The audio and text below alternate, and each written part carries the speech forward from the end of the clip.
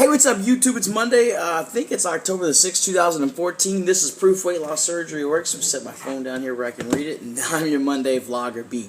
This week's topic is going to be fun. I am kind of taking it off the hip here, even though I'll try to be as thorough as I can. I've been kind of busy, and it's really late on Monday, and I haven't had a whole lot of chance to prepare for this. But I'm going to try to put in everything that I can think of to put in here. This week's topic is all about our tips to success. It's kind of a little B's tips to weight loss surgery success here. I'd read you the topic, but that's about all there is to it. So we're just going to jump right into it. In no particular order, you know, I am almost 5 years post-op. It'll be 5 years post-op lap band in April. And I've had my fair share of ups and downs, you know, everything from surgery to emergency surgery to regain to loss to plateaus to this, that, and the other. And I'm not saying that I'm a model person or the spokesmodel or an expert by any stretch of the imagination on weight loss surgery or lap band problems or anything like that. But what I can say is I've been through a lot, and I'm sure a lot of you guys have been through a lot too.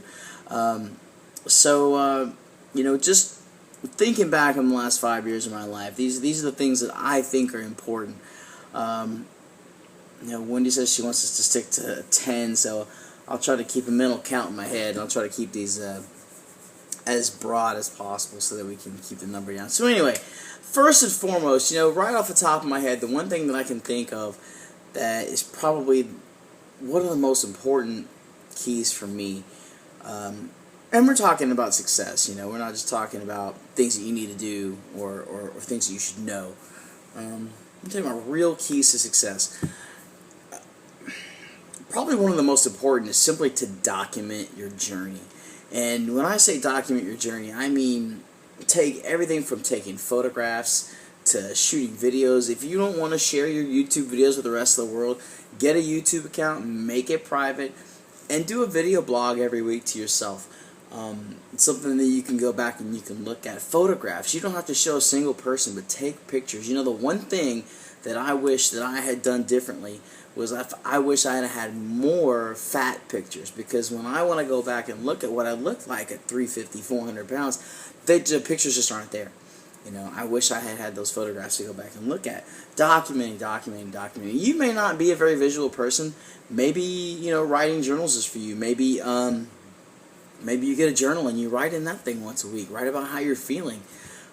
But document. It's such a powerful tool, documentation, you know, and not even from the visual perspective or the look where I came from perspective, but you'll come into situations where you go, and it's happened to me on more than one occasion, like, man, you know, I've done this before, I've been through this before, I wish I could remember how I was feeling, or I wish that, or someone will ask you about a situation, and you go, you know what, I've been through the exact same thing, and I did a video about it, or here's a picture of what I did, or here's the recipe that I had, and I have it written down on paper, because I documented my journey. Pardon me. But yeah, document your journey, man. That's huge for me. You know, another thing is take photographs of yourself. Not quite like I would say documenting, but you know, it kind of goes under the documenting term, the documenting topic, we'll call it. But take photographs of yourself, and this is something completely different. The reason I say you take photographs of yourself is because you're an awesome person. Believe it or not, you know, you're going through something that a very small percentage of the people who have the problem that we have of being obese and having a problem with weight and struggling with food have the balls to do. You know, anybody with cash and an insurance plan can go get weight loss surgery. But it takes a real person to face our fears and to face our problems and to begin a journey. You know, the surgery is only a tool. You know, it takes a powerful mind and a strong heart to actually embark on this journey. And you've got to take photographs of yourself, because it's one of those tools that you'll find will help you with this next part that I'm fixing to talk about. Learn to love yourself. You've got to take on an image of yourself that you've probably never had before. And that's what I mean by learning to love yourself as a person. Learn to love what you see in the mirror. Learn to accept. Not to accept. Accept is the wrong word. We don't accept. We don't settle. All right? Learn to love. Genuinely love yourself. Because if you don't, it makes it so much harder to care for yourself. To want to go to the doctor when you have a problem. To want to get up and work out. And it makes you that much more excited when you step on the scale and you see that number goes down, or you slide those jeans on and they're a little bit looser. You know, you want to look at yourself in the mirror and you want to go, man, look, I've got some muscles, or oh, look, I got a collarbone, or I can see the veins in my neck. How awesome is that? You know, learning to love yourself is on so many different levels, just right up there at the top of my list of things that are just absolutely critical to weight loss surgery success. Train your brain. Train your brain. And what I mean by train your brain is we have this thing here, this mind that controls everything that goes on in here, and it requires training, just like our muscles require training, just like our cardiovascular endurance requires training. You know, we have to train ourselves mentally, and in every aspect, from getting up in the morning and going to the gym, to preparing our meals, to counting calories if that's what you do, to weighing every Monday or Wednesday or Friday, whatever your day is to weigh, to documenting every week, to taking photographs, to telling yourself you're an awesome person and believing it. It's all mental. This game is 90% mental. This journey is 90% mental. The physical aspect is very simple. We have a tool to help us with that. You know, the eating is very, very simple. The physical act of eating. There are a lot of mental things that are involved in that. But again, it all comes with training your brain, training yourself mentally, focusing on that positive attitude, focusing on developing good habits and breaking the bad habits. Train your brain.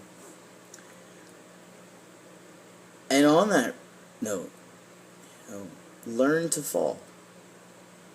We're going to fall. I talk about this on my personal channel. I don't use the word fail. I don't use the word loss. You know, we stumble, we fall. It's what happens when we don't do things right. And when I say learn to fall, you know, learn to recognize the downfalls that we go through.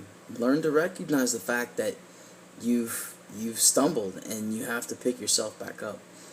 And even from the smallest downfall, you know, whether it be skipping the gym, or cheating on a meal you weren't supposed to cheat on, or, you know, to the big ones, you know, learn to fall, learn to recognize that you've fallen, learn to correct those problems, and learn to pick yourself back up.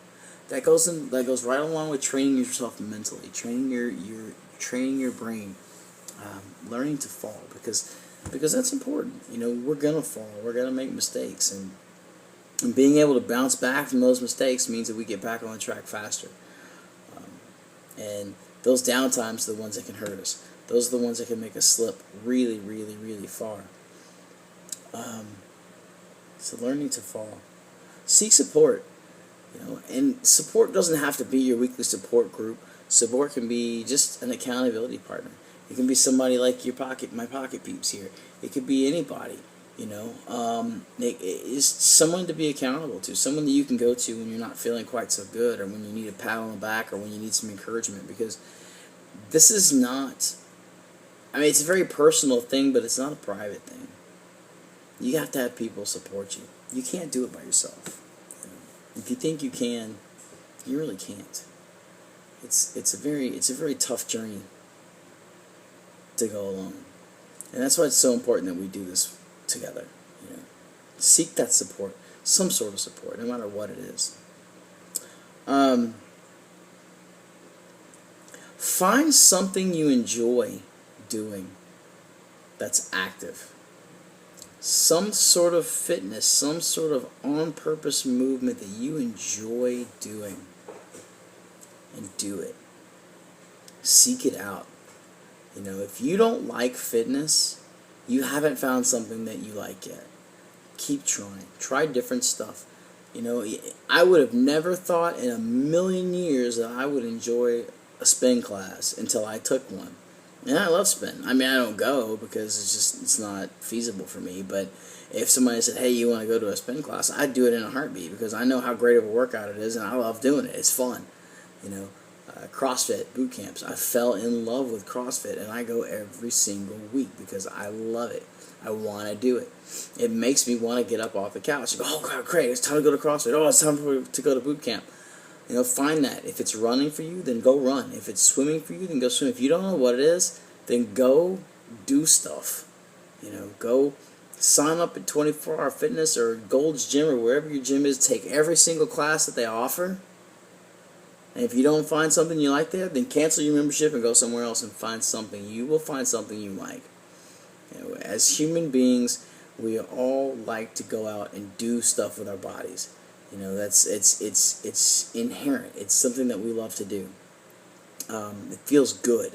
We have chemicals that react in our bodies when we do things that feel good. And if you seek it out, you'll find something you like, whether it's walking or running or bike riding or skateboarding or hockey or something, you'll find it. If you haven't found it, like I said, keep trying. You'll find it. But find that thing and do it daily because it makes working out that much easier when you enjoy it.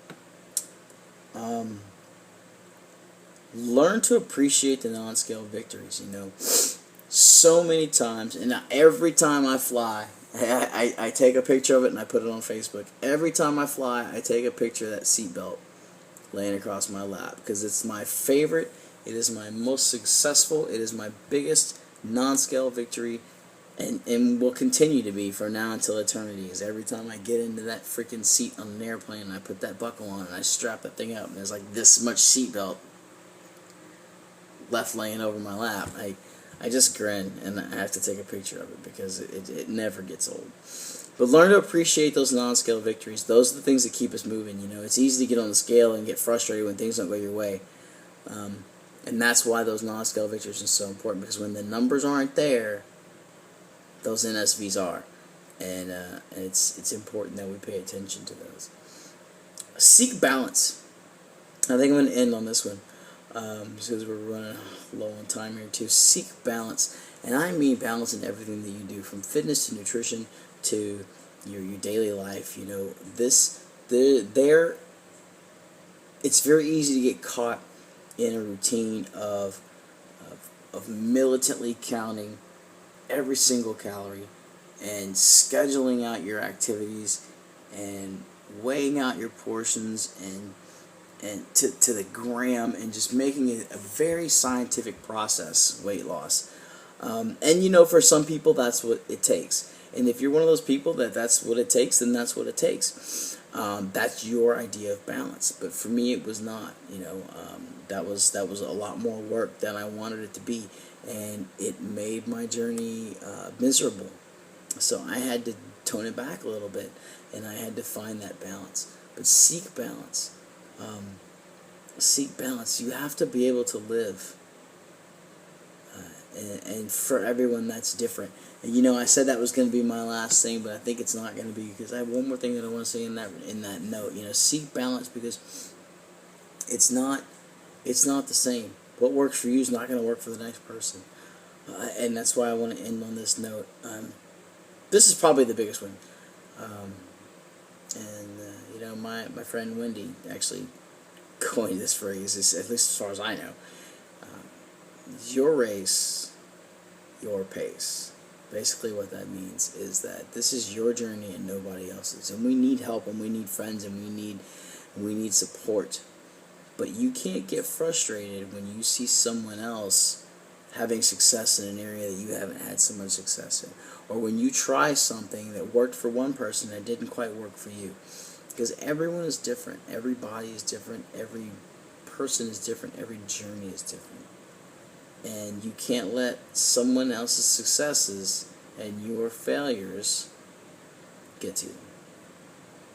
Because it's all about you and nobody else. So that's it. That's all I got this week, guys. Hope you got something out of this. Make sure you thumbs up, don't thumbs down, subscribe, tell your friends, come back and see us tomorrow for the Proof Weight Loss Surgery Works video, and of course come back and see me on Monday for another Proof Weight Loss Surgery Works vlog. Have a wonderful week, guys, and take care.